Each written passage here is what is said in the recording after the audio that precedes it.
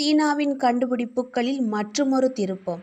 சுமார் 10 கோடி செல்சியஸ் வெப்பத்தை கொண்ட செயற்கை சூரியன் சோதனையை சீனா வெற்றிகரப்படுத்தியுள்ளது. இது வருகின்ற காலங்களில் மின்னுற்பத்தியை மொத்தமாக மாற்றக்கூடியதாக காணப்படுகிறது. அதன் முழுமையான விளக்கத்தை பார்க்கலாம்.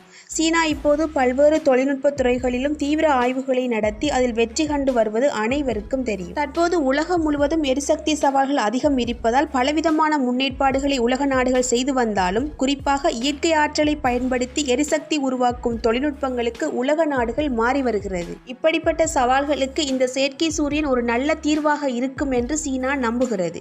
இதற்கிடையில் தான் சுமார் 10 கோடி செல்சியஸ் வெப்பத்தில் இருக்கக்கூடிய செயற்கை சூரியன் என்று அழைக்கப்படும் சோதனையை சீனா வெற்றிகரமாக செய்து முடித்துள்ளது. இந்த காலத்தில் மின்சாரத்தின் தேவைகள் தொடர்ந்து அதிகரித்து வந்தாலும், அதிலும் மின்சார வாகனங்கள், ஸ்மார்ட் கருவிகளின் வருகையினால் மின் தேவைகள் எப்போதும் இல்லாத அளவிற்கு அதிகரித்து கொண்டே செல்கின்றது. இதனை சமாளிக்கவும் மின்னுற்பத்தியை அதிகரிக்கவும் சர்வதேச அளவில் ஆய்வாளர்கள் பல்வேறு ஆய்வுகளை நடத்தி வருகிறார்கள்.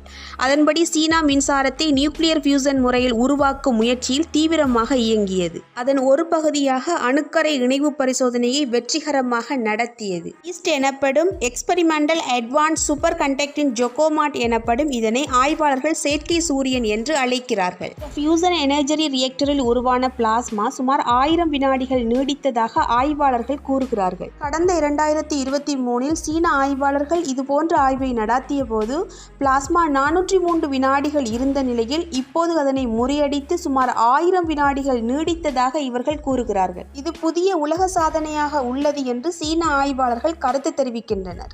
வருகின்ற காலங்களில் மின்னுற்பத்தியை மொத்தமாக மாற்றக்கூடியது என்றும் குறிப்பிடுகிறார்கள். நியூக்ளியர் ஃபியூசன் மூலம் ஆற்றலை உருவாக்க ஆய்வாளர்கள் பலகாலமாக முயன்று வருகிறார்கள். அணுக்கரை இணைவு எனும் இந்த நியூக்ளியர் ஃபியூசனின் மூலம் ஏற்படும் பிளாஸ்மாவால் 1000 மில்லியன் டிகிரி செல்சியஸ் வெப்பநிலை ஏற்படுகின்றது. இருப்பினும் அந்த வெப்பத்தை நீண்ட நேரம் தக்க வைப்பதே சவாலாக இருந்து வந்தது. இதைத்தான் இப்போது சீன ஆய்வாளர்கள் தக்க வைத்திருக்கிறார்கள்.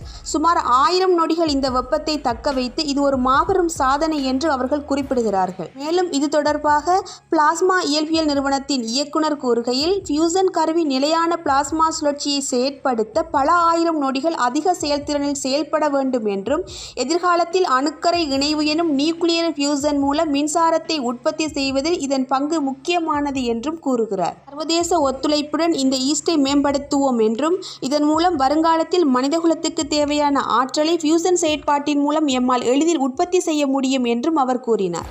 அணுக்கரை இணைவு எனும் நியூக்ளியர் ஃபியூசன் மூலம் மின் உற்பத்தியை வெற்றிகரமாக செய்ய முடிந்தால் அது மிகப்பெரிய சாதனையாக இருக்கும் என்றும் அவர் கூறினார். சூரியனிலும் இதுபோலதான் நியூக்ளியர் ஃபியூசன் மூலம் அதிக வெப்பம் உற்பத்தியாகிறது. அதனையே நாம் இங்கு செயற்கையாக செய்ய முடிந்தால் அதிகளவிலான மின்சாரத்தை எந்தவொரு மாசுபாடும் இல்லாமல் தயாரிக்க முடியும் என்று இவர்கள் கூறுகிறார்கள். சூரியனின் ஆற்றல் உற்பத்தியை பிரதிபலிப்பதை நோக்காக கொண்டு அணுக்கரை இணைவு எனும் நியூக்ளியர் ஃபியூசன் மூலம் ஆற்றலை தயாரிக்க செயற்கை சூரியனை உருவாக்கும் முயற்சியே விஞ்ஞானிகள் நீண்டகால இலக்காக இருந்து வருகிறது. மேலும் இதற்காக சீனா தயாரிக்கும் அணு உலை 2035 ஆண்டுக்குள் தயாராகிவிடும் என்று கூறுகிறார்கள். இந்த முயற்சி பூமிக்கு சாதகமாக அமையுமா அல்லது மிகப்பெரிய பாதிப்பை ஏற்படுத்துமா என்று பொறுத்திருந்து பார்க்கலாம். இதுவரை சீனா எத்தனையோ விடயங்களை போலியாக தயாரித்த நிலையில் தற்போது செயற்கை சூரியனையும் தயாரிக்க முனைந்து விட்டார்கள் என்பது பேசுபொருளாகவே மாறியுள்ளது.